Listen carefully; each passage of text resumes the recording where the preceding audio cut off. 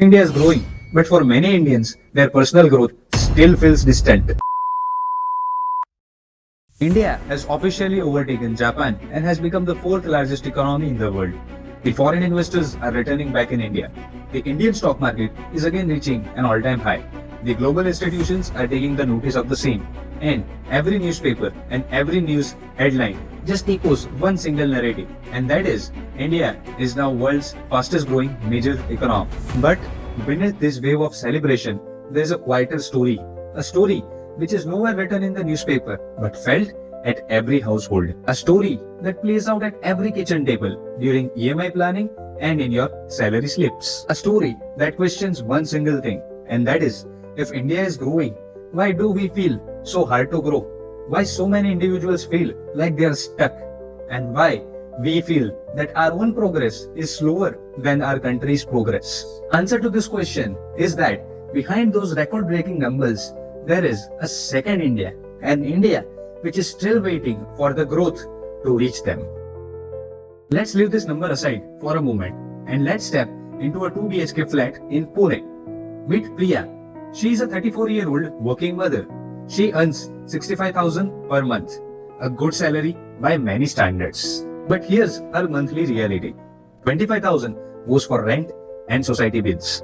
20,000 goes for school fees, groceries and fuels. And 10,000 goes for EMI. What's left? Sadly nothing.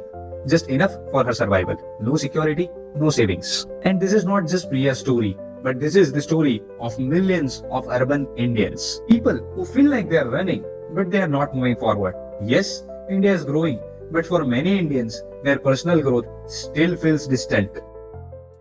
Now, let's have a look at the data. As per Carriage rating, the household savings stands at 18.1% of the GDP, down from 30% a decade ago. The real wage have not kept pace with the inflations. The top 1% of the Indians hold 40% of the India's wealth, and the unemployment rate among youth stands at 10% despite the record GDP numbers. This is not a failure, but this is not a shared success either. The problem here is not that India is not growing, but the challenge here is that not every one of us is growing with India. India, which was once celebrated as a land of prosperity, has seen such kind of imbalances in the past as well. And during those moments, it didn't look outward for a solution. It looked inward, towards its root, values, and wisdom. But back then, the individuals weren't left to navigate rising cost and uncertainty alone. The state-built system had ensured that it stabilized the cost of essential living items. It provided public support during crisis, and it prevents the endless concentration of wealth. People felt seen and supported. However, in today's scenario, that kind of connection feels weaker. Today, we are seeing a growth, but we are not feeling it. Yes, the GDP is rising, but so is the EMI. And the economy is booming, but the average individual's financial safety is shrinking. Our ancient India's teaching is timeless. A nation's true prosperity is never defined by the wealth that it holds on the top, but it is defined by the stability and the dignity that it has in its base. So, what is India doing today?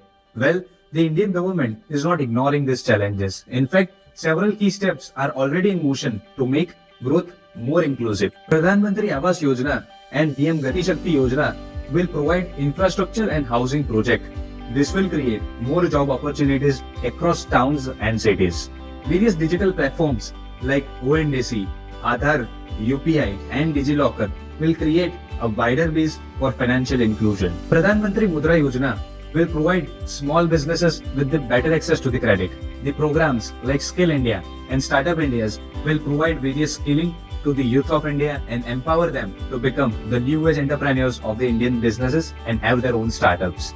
The various PLI schemes which is launched across the sectors is aimed at making India the manufacturing hub for the entire world.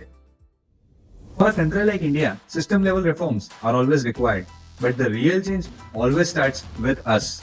Our small and consistent effort can create a huge impact in the Indian economy. Know your numbers. Track not just your salary, but the amount on what you spend, save and invest. Build financial awareness. Have a knowledge of certain basic things such as budgeting, compounding, taxes and insurance. Invest early even if it is small. 500 per month invested today is much better than 5,000 invested a year later. Change doesn't begin with the policy alone. It begins with personal clarity and collective intentions. So yes, India is rising and the momentum, it's also real. But growth is not just about making headlines. It's more about whether it is making us feel more empowered, more secured, and be better prepared for tomorrow. So yes, reforms are happening, opportunities are also rising, but still, the most important shift begins with us through our awareness, intent, and action. Because a truly strong India will not just be built by numbers, it will be built when we also grow with it. For such simplified insights, subscribe to our channel and press the bell icon.